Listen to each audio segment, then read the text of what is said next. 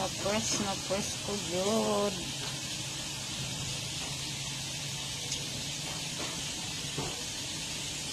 Mga ganas ikan gihapon sa among garden. Mas ka-press ko yun. Nami tayo ni sa tinola. Good morning, good morning. Magluto na naman tayo ng tanghalian. Sus, ang press ko sa isda. Pa-press ko yun sa isda karong buntaga. Nami tayo tuwaon.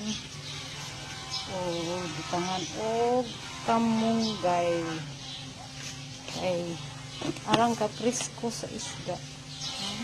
Tutuhon. Piniritong isda, pinila, or pinulang isda. Butangan o kalamunggay. Press ko kaayo ang isda na mo karon buntag.